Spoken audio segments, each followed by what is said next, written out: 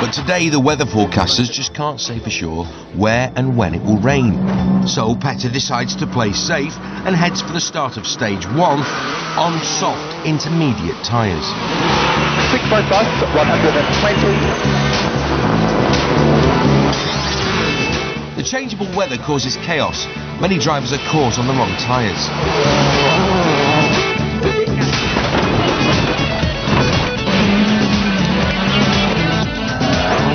Loeb sets the pace, winning the early stages.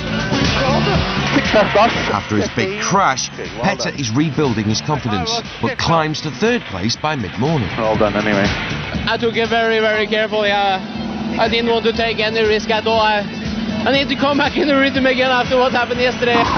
Meanwhile, tarmac expert Stefan's choice of wet weather tyres is a bad call. He misses the showers and cooks his tyres. So, a very soft car, everything soft, everything wrong.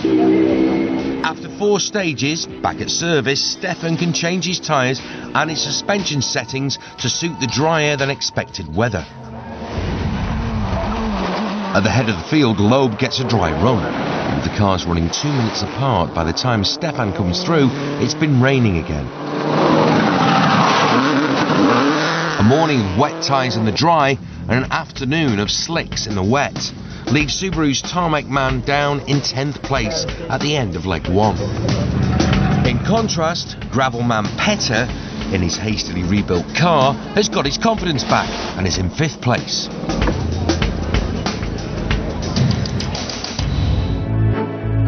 Day 2 of the German rally is run to the south of the service park on narrow military roads. The rain has gone, so tyre choices will be much easier today. From the start, Petter's closing on the leaders. 150, -5 on Grano. 6 right bus. No. Oh. But it was too good to last. Oh, just find somewhere to put it. Supervision, Phil. 5-4. Yeah, we stopped engine.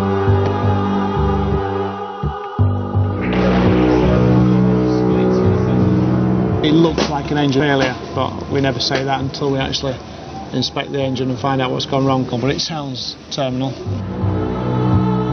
Petter's engine failure leaves team boss Paul with a decision to make. Yeah. Option 1, work like crazy to fit a new engine, take a massive time penalty and re-enter the rally with no chance of a good result. Or choose to retire the car and have a whole extra day to prepare for one of Petter's favourite rallies of the year. Well, we don't want a retirement, obviously, but it actually gives a bit of a jump start. It means now we can spend the next day and a half preparing Petter's car for Finland. Although Petter's rally has been ended by component failure, he's encouraged by the performance leap in the car. Many of the things that we have done with the car before this rally and for Finland has improved a lot, so I'm quite positive now, actually. And his lucky technicians can look forward to their second engine change in 48 hours. I think we've got a new engine coming about 9 o'clock tonight, so it'll be midnight-ish. We're getting quite used to that now, so never mind. When the new engine arrives, the night shift clock on again.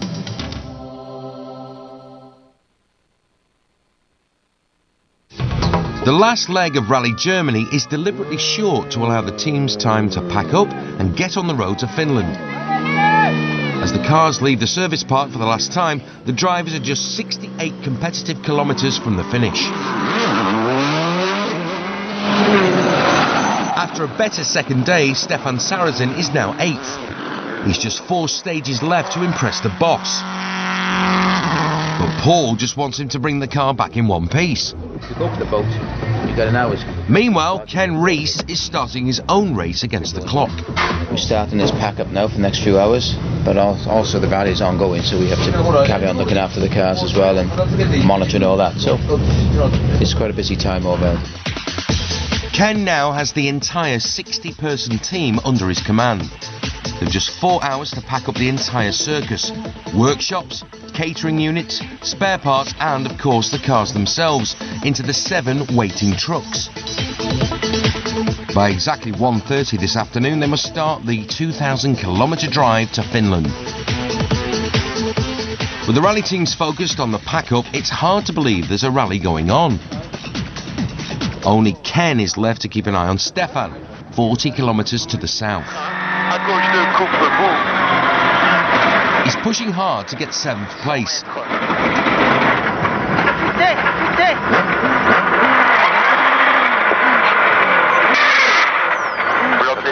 A broken gearbox is not what the doctor ordered. We'll bring the car back here and inside it.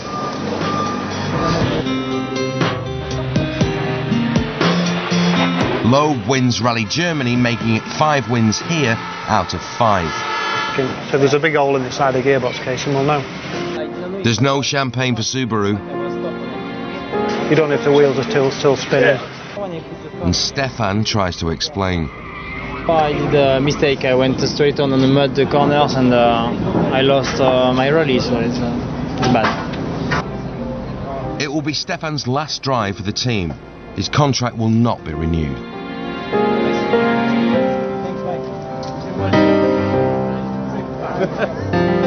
It's disappointing. If anyone says it was good, then you know, the result is not what we want to do. But the positive side of it is that, you know, the amount of effort people are willing to put in to take it forward, and the effort that went in before we got here. And the weekend's problems aren't over yet. Now the car transporter's broken down. Batteries had failed on the ramp, unfortunately. We need to make it work fairly quickly, otherwise we're struggling. With a jump start from Pirelli and the 2 cars on the top deck, the convoy is finally ready to move off, only 15 minutes late.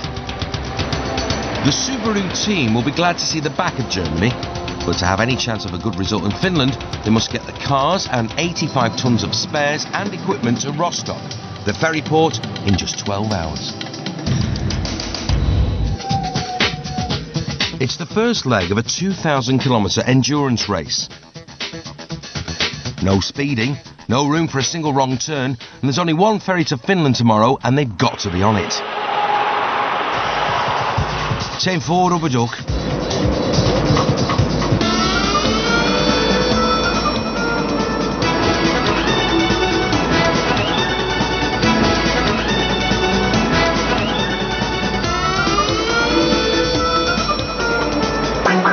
The convoy arrives at the ferry port with an hour to spare. The trucks embark and 7 tired drivers can get their heads down. The journey from Rostock to Hanko in Finland will take 24 hours. The ferry doesn't berth until 7 a.m. on Tuesday, just 2 days before the start of Rally Finland.